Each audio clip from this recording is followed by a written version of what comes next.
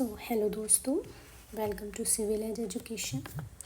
ठीक है, तो अब हम लोग स्टार्ट करते हैं। आज हम सर्वेइंग के क्वेश्चंस करेंगे सारे।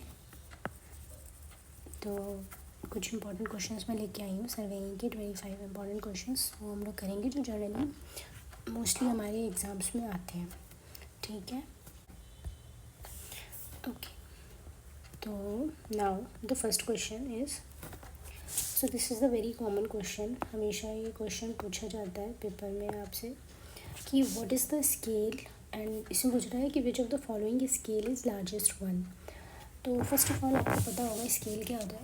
बचपन में हम लोग जब कभी भी कोई ड्राइंग बनाते थे तो उसमें वी यूज़ टू ड्रॉ कि ग्राउंड पे इनकी डिस्टेंस ज़्यादा होती थी तो उसको एक छोटे फॉर्म में कन्वर्ट करके, या फिर अगर कोई एक छोटी चीज़ है उसको बड़े फॉर्म में कन्वर्ट करके शीट पे उतारना, वही हमारा स्केल होता है।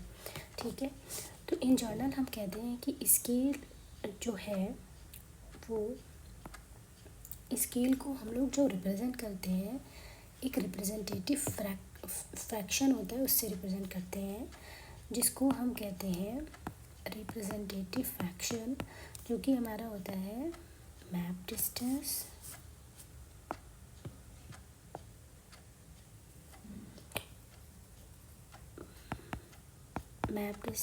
अपॉन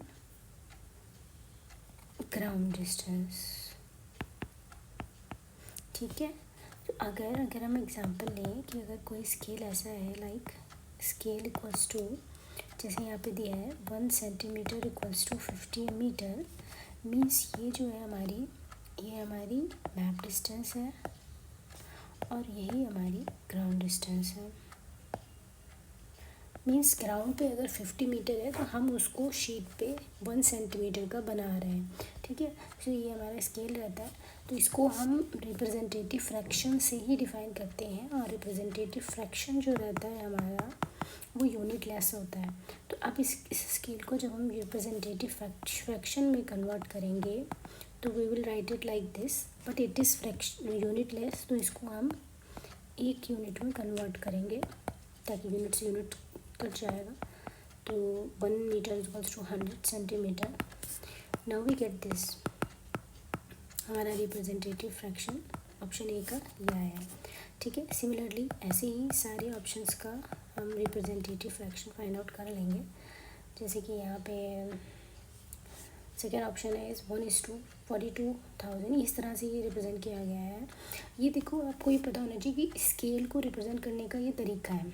कभी हम इस तरह से लिखते हैं, कभी हम इस फॉर्म में लिखते हैं, कभी इस फॉर्म में लिखते हैं, तो कभी इस फॉर्म में लिखते हैं। ये सारे ही हमारे स्केल को रिप्रेजेंट करने का एक फॉर्म है। ठीक है, तो जब हम इस सेकंड वाले ऑप्शन को देखते हैं तो सेकंड में क्या दिया है 1:42,000। सो अगर हम इसको इसी फॉर्म में लिखेंगे, 1 in की फॉर्म में लिखेंगे तो 1 in 24 इस तरह से लिख देंगे। ठीक है, नाउ द ऑप्शन सी में क्या बोल रहा है, रिप्रेजेंटेटिव फैक्टर, इसने डायरेक्टली बोल दिया कि रिप्रेजेंटेटिव फैक्टर जो है वो हमारा 3 लाख है।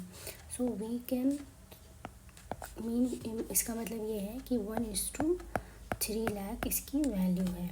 ठीक है, और 1 सेंटीमीटर, और ऑप्शन डी में दिया है कि 1 सेंटीमीटर इक्वल्स टू 50 मीटर। ठीक है, तो now when we find out like a representative fraction, तो यहाँ पे 50 मीटर नहीं है, इट्स 50 किलोमीटर, सॉरी। तो ये 50 किलोमीटर है। तो किलोमीटर को मीटर में कन्वर्ट करेंगे, नाउ मीटर को सेंटीमीटर में। तो नाउ हमारा जो रिप्रेजेंटेटिव फैक्टर आया है ऑप्शन डी का, वो आ गया है 1/5 × 10⁻6। ठीक है, तो ये आ गया है 10⁻6। So now we can say कि ये जितने भी रिप्रेजेंटेटिव फैक्टर जिसका सबसे बड़ा होगा वही हमारा स्केल भी बड़ा होगा। ठीक है, तो big, how is it big?